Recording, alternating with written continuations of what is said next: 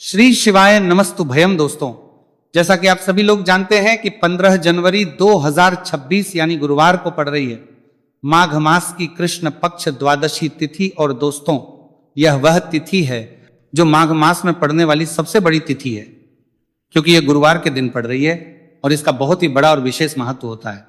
पूज्य गुरु जी ने कहा है कि अगर कभी भी मौका लग जाए और माघ महीने की द्वादशी तिथि गुरुवार को पड़ जाए तो आप लोगों को 3 तुलसी पत्ते वाला उपाय तो अवश्य ही करना चाहिए। इन दोनों का संयोग बहुत ही कम आता है। इसी के साथ में गुरु जी ने अपनी शिव पुराण कथा में बताया है कि इस दिन आपको एक 3 तुलसी पत्ते वाला उपाय तो आपको अवश्य ही करना चाहिए, क्योंकि ऐसा दिन पूरे साल में सिर्फ एक ही बार आता है। और दोस्तों, आप सभी लोग जानते हो कि गुरुवार द्वादशी तिथि का अगर सबसे बड़ा कोई उपाय है तो वह 3 तुलसी पत्ते वाला उपाय है। तो दोस्तों, गुरुवार द्वादशी तिथि के दिन आप लोगों को इस 3 तुलसी पत्ते वाला उपाय को जरूर करना है। बहुत सारे लोग होंगे जिन लोगों ने इस उपाय को ना किया हो, मतलब पूरा साल निकल गया, उन्होंने किसी भी दिन इस 3 तुलसी पत्ते वाला उपाय को ना किया हो। पर दोस्तों, आपके पास एक आखिरी मौका बचा हुआ है, जो कि 15 जनवरी 2026 गुरुवार द्वादशी तिथि के दिन है। इस दिन आप लोगों को इस वाले उपाय को जरूर कर लेना है। भले ही आपने महीने भर इस उपाय को ना किया हो, पर अगर आपने इस माघ महीने के गुरुवार द्वादशी तिथि के दिन अगर इस वाले उपाय को कर लिया तो आपको इस उपाय को करने का वह फल मिलेगा जिसकी आपने कभी कल्पना भी नहीं करी होगी। इसीलिए आप लोग इस वाले उपाय को एक बार जरूर कर लेना है, ताकि आप लोगों के हाथ से यह मौका ना जा सके और आपको इस उपाय को करने का फल मिल सके। दोस्तों, यह उपाय पंडित जी ने अपनी अभी की ही श्री शिव महापुराण की कथा में बताया है जी। इस उपाय को आज हम आपको बहुत अच्छे से समझाने वाले हैं। इस वीडियो को देखने के बाद इस उपाय को समझने के लिए आपको कोई और वीडियो को देखने की जरूरत नहीं पड़ेगी। तो चलिए दोस्तों, उपाय को शुरू करते हैं। देखिए, यह इस माघ महीने के गुरुवार द्वादशी तिथि के दिन यह इतना खास होता है, इतना महत्वपूर्ण होता है, देखा गया है। कभी कभी बड़े बड़े पूजा पाठ अनुष्ठान से जो मनोकामना पूर्ण नहीं होते, वो माघ महीने की गुरुवार द्वादशी तिथि के दिन एक छोटे से उपाय करने से ही आपकी मनोकामना पूर्ण होती है। और बहुत सारे लोगों ने इस उपाय को किया भी है और उनको इस उपाय को करने का फल भी जरूर मिला है। अगर आप लोग भी इस उपाय को करना चाहते हैं तो आप इस उपाय को पहले अच्छे से समझ लेना, सुन लेना, उसके बाद करना। आपको इस उपाय का फल जरूर मिलेगा।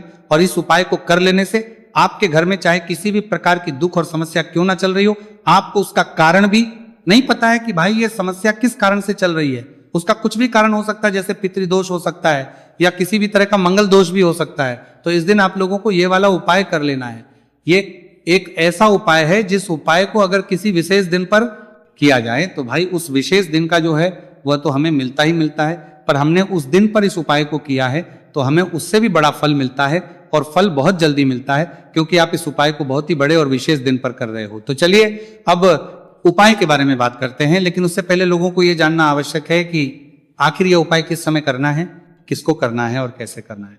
तो चलिए हम आगे आपको वीडियो में एक एक करके बता देते हैं। लेकिन उससे पहले अगर आप लोग हमारे चैनल पर पहली बार आए हैं या फिर मेरी आवाज आज पहली बार सुन रहे हैं तो हमारे चैनल को सब्सक्राइब जरूर कर लेना, और इसे वीडियो को लाइक करके कमेंट बॉक्स में श्री शिवाय नमस्तुभयम ओम नमः शिवाय जरूर टाइप कर देना। तो दोस्तों, इस 3 तुलसी पत्ते वाला को हमें इस गुरुवार द्वादशी तिथि के दिन कैसे करना है, किसको करना है, किस समय करना है और कहां पर करना है, ये सारे सवालों के जवाब आपको इस वीडियो में मिल जाएंगे। और जो ये वीडियो देखेगा भाई, उसको 3 तुलसी पत्ते वाला उपाय जरूर करना चाहिए, क्योंकि इस दिन एक तुलसी पत्ते का भी बहुत ही बड़ा और विशेष महत्व होता है। और जब बात आ जाए 3 तुलसी पत्ते वाला उपाय की, तो यह सोने पे सुहागा वाली बात हो जाती है और यह एक बहुत ही बड़ा हो जाता है इस गुरुवार द्वादशी तिथि का। तो अब दोस्तों, इस 3 तुलसी पत्ते वाला उपाय को आखिर करना किसको है, सबसे पहले हम लोग वो बात जान लेते हैं। तो देखो, घर की जो बड़ी माताएं बहनें होती हैं, उन माताओं बहनों में से कोई भी एक बड़ी माता बहन इस वाले उपाय को कर सकती है। और दोस्तों, अगर आप चाहें तो अपने घर में से सभी सदस्यों को भी इस उपाय को करवा सकते हैं। अगर किसी व्यक्ति की खुद की कोई मनोकामना है, खुद की कोई दुख और परेशानी है कि वो अपने लिए ही करना चाहता है इस वाले उपाय को, तो वो खुद अपने लिए भी कर सकता है। बाकी अगर कोई घर में से ऐसा है जो कि अपने पूरे घर परिवार की सुख और शांति के लिए यह वाला उपाय करना चाहता है, तो भाई वो भी कर सकता है, उसमें भी कोई दिक्कत वाली बात नहीं है। कहने का मतलब यह है कि इस उपाय को हर एक सदस्य भी कर सकता है और पूरे घर परिवार के सदस्य के लिए घर की बड़ी माताओं बहनों में से कोई एक माता बहन भी कर सकती है। माताएं बहन अगर घर में उपस्थित ना हो या वो यह वाला उपाय ना कर पा रही हो तो फिर घर का कोई बड़ा सदस्य भी इस 3 तुलसी पत्ते वाला उपाय को कर सकता है, चाहे फिर वह पुरुष ही क्यों ना हो, उसमें कोई भी दिक्कत वाली बात नहीं है। उसके बाद में दोस्तों जो अगला प्रश्न निकल कर आता है वो ये आता है इस उपाय को लेकर के, आखिर इस उपाय को हमें किस समय करना है, सुबह के समय करना है कि शाम के समय करना है। तो इस वाले उपाय को आप लोग सुबह के समय भी कर सकते हो और शाम के समय प्रदोष काल में भी कर सकते हो। अब अगर आप पूछो कि भाई साहब सबसे उत्तम समय कौन सा रहेगा इस 3 तुलसी पत्ते वाला उपाय को करने का, तो हम आपसे बस यही कहेंगे कि इस उपाय को आप सुबह के समय करेंगे तो ज्यादा बेहतर होगा। बाकी अगर प्रदोष काल शाम के समय भी करेंगे तो भी अच्छा होगा, उसमें कोई भी दिक्कत वाली बात नहीं है। तो अब दोस्तों जो अगली सबसे बड़ी और पूर्ण बात आती है वो ये आती है कि सुबह अगर हम उपाय को करेंगे तो हमें कितने बजे से लेकर कितने बजे तक के बीच में करना है, और शाम के समय प्रदोष काल में करेंगे तो हमें कितने बजे से लेकर कितने बजे के बीच में करना है। तो देखो सुबह जितनी जल्दी हो सके आप उपाय को करने की कोशिश करना। बाकी अगर किसी कारणवश लेट भी हो जाओ, थोड़ी देर भी हो जाए, तो 10 या 11 बजे तक भी आप उपाय कर लेना, पर 12 बजे से ज्यादा देरी ना हो, ठीक है, बात का ध्यान रखना। उसके बाद में दोस्तों अगर शाम के समय प्रदोष काल की बात करें, प्रदोष काल का जो समय है होता है वो शाम के 6 बजे से शुरू हो जाता है। मतलब शाम के 6 बजे से लेकर 7 बजे के बीच का जो समय होता है यह समय प्रदोष काल का समय होता है।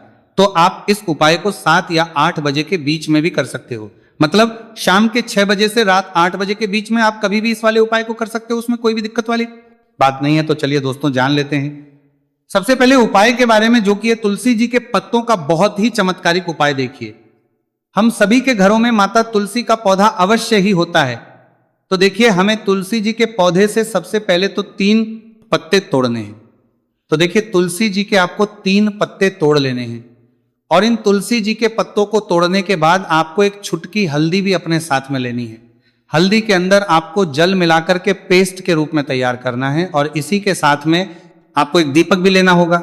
दीपक आपका भी ले सकते हैं, आटे का भी ले सकते हैं, और इस दीपक में आपको शुद्ध घी डाल करके इसमें आपको लंबी रुकी बाती का प्रयोग करना है। देखिए दोस्तों आपके पास है 3 तुलसी जी के पत्ते। तो पहला जो तुलसी जी का पत्ता है उस पर आपको सबसे पहले तो जो आपने हल्दी ली है उसकी एक बिंदी लगानी है, और पहला जो तुलसी जी का पत्ता है आपके घर में भगवान विष्णु का चाहे कोई सा भी स्वरूप हो, चाहे लड्डू को गोपाल जी का स्वरूप हो, या फिर भगवान कृष्णा की आपके मंदिर में प्रतिमा हो, या फिर भगवान श्री राम की प्रतिमाएं, उनके सामने आपको पहला तुलसी जी का पत्ता अर्पित करना है। अब देखिए दोस्तों आपके पास जो 2 तुलसी जी के पत्ते हैं और आपके पास जो एक दीपक है, इन्हें आपको लेकर के पहुंचना है अपने ही घर में तुलसी जी के पौधे के पास में। देखिए सबसे पहले तो आपके पास जो 2 तुलसी जी के पत्ते हैं उन पर भी आपको हल्दी की एक एक बिंदी लगानी है, और उन दोनों ही जी के पत्तों को आपको अपने घर में तुलसी जी के पौधे के वहां पर ही अर्पित कर देने हैं।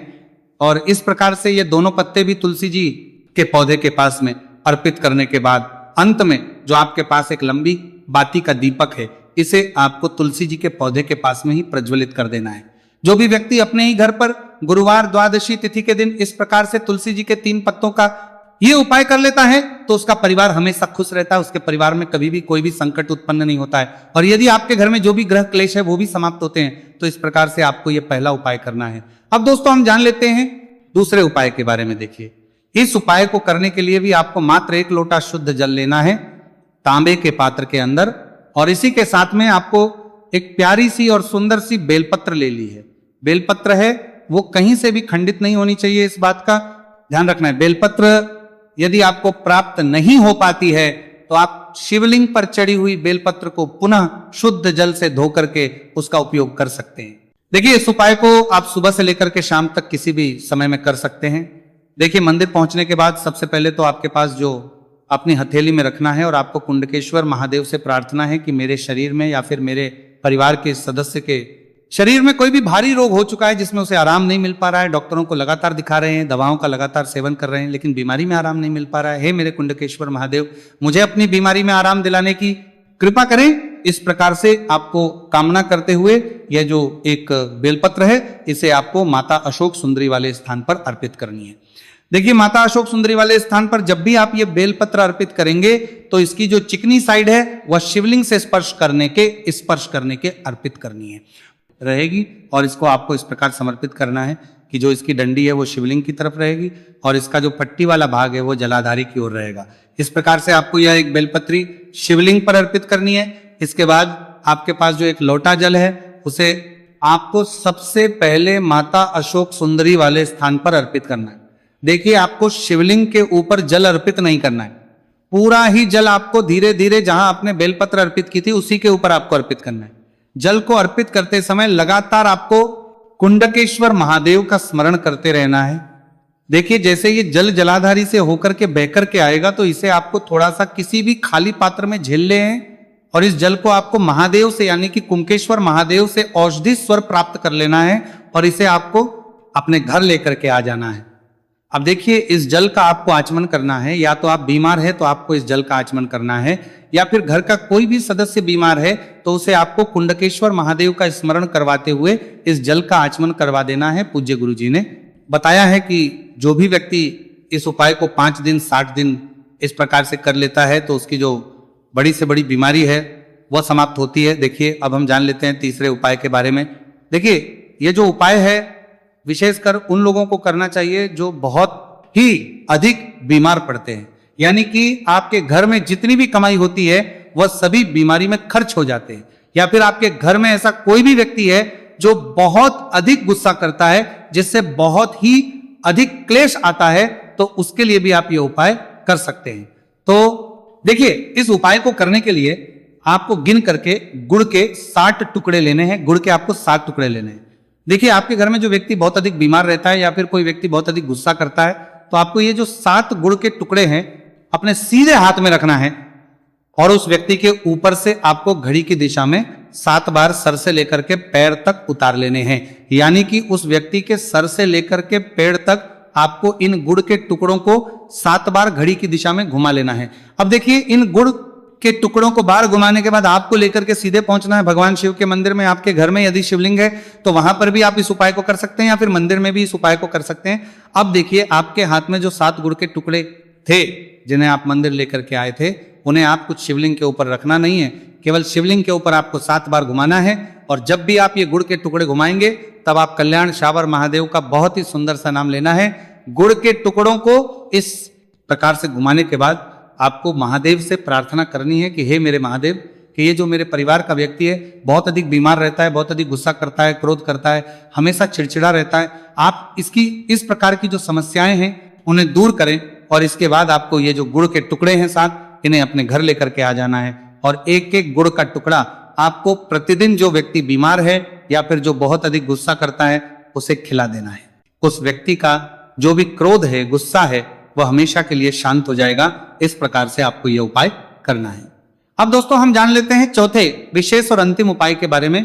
देखिए, इस उपाय के लिए भी आपको मात्र एक लोटा शुद्ध जल लेना है तांबे के पात्र के अंदर। अब देखिए, इसी के साथ में आपको एक चुटकी हल्दी लेना है, आपको जो है वो पीसी हुई लेनी है और इस हल्दी के अंदर आपको थोड़ा सा जल मिला करके एक पेस्ट के रूप में तैयार कर लेना है। अब देखिए, इसी के साथ में आपको एक दीपक ले लेना है। दीपक आप चाहे तो मिट्टी का भी ले सकते हैं, शुद्ध आटा बनकर उसका भी दीपक तैयार कर सकते हैं। इस दीपक के अंदर आपको लंबी रूखी बाती का प्रयोग करना है और दीपक के अंदर आपको शुद्ध घी का प्रयोग करना है। इस प्रकार से आपको एक दीपक भी तैयार कर लेना है। देखिए, ये उपाय विशेषकर उन लोगों को करना है जिनकी कोई भी ऐसी मनोकामना है जो अभी तक परिपूर्ण नहीं हो पाई है।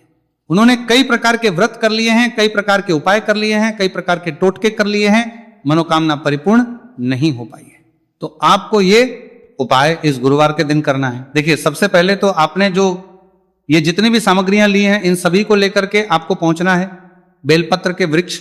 नीचे देखिए, बेलपत्र के वृक्ष के नीचे जो मिट्टी होती है, सबसे पहले तो आपको वहां पर इस एक चुटकी हल्दी से स्वास्तिक का निर्माण करना है। अब देखिए, आपने जो ये हल्दी का स्वास्तिक बनाया है, इसी के ऊपर आपको जो एक दीपक है लंबी बाती का, उसे भी रख देना है। ध्यान रखिए, इस दीपक की जो बाती है उसका मुख आपको उत्तर दिशा की ओर रखना है। इस प्रकार से आपको यह दीपक भी बेलपत्र के वृक्ष के नीचे रख देना है। इस प्रकार से आपको यह दीपक बेलपत्र के वृक्ष के नीचे प्रज्वलित कर देना है। अब देखिए, अंत में जो आप एक लोटा शुद्ध जल लेकर के आए हैं उसे आपको अपने सीधे हाथ में रखना है और आपको महादेव से, माता पार्वती से प्रार्थना करनी है। देखिए, बेलपत्र के वृक्ष के नीचे किए जाने वाला यह सबसे चमत्कारिक उपाय है। तो देखिए, आपकी किसी भी प्रकार की मनोकामना है, चाहे धन प्राप्ति को लेकर हो, व्यापार कर हो, नौकरी को लेकर हो, विवाह को लेकर हो, किसी भी प्रकार की मनोकामना है तो उसे आपको महादेव से तथा माता पार्वती से परिपूर्ण करने की प्रार्थना करनी है। और ये जो जल है इसे आपको अपने सीधे हाथ में लेना है और बेलपत्र के वृक्ष में आपको अर्पित कर देना है। ये जो जल है इसे आपको 7 बार में ही बेलपत्र के वृक्ष में अपने सीधे हाथ की हथेली से अर्पित कर देना है। देखिए, गुरुजी ने बताया है कि जो भी व्यक्ति इस उपाय को इस प्रकार से गुरुवार द्वादशी तिथि के दिन या फिर आने वाली पूर्णिमा या फिर नवमी की तिथि पर कर लेता है तो महादेव और माता रानी की कृपा से उसकी जो भी मनोकामना है वह निश्चित ही परिपूर्ण हो जाती है। तो दोस्तों, ये थे पूज्य गुरुजी द्वारा बताए गए कुछ बहुत ही खास उपाय। अगर आपको जानकारी अच्छी लगी हो तो वीडियो लाइक करिएगा। मिलते हैं फिर एक नए वीडियो के साथ। श्री शिवाय नमस्तु भयम।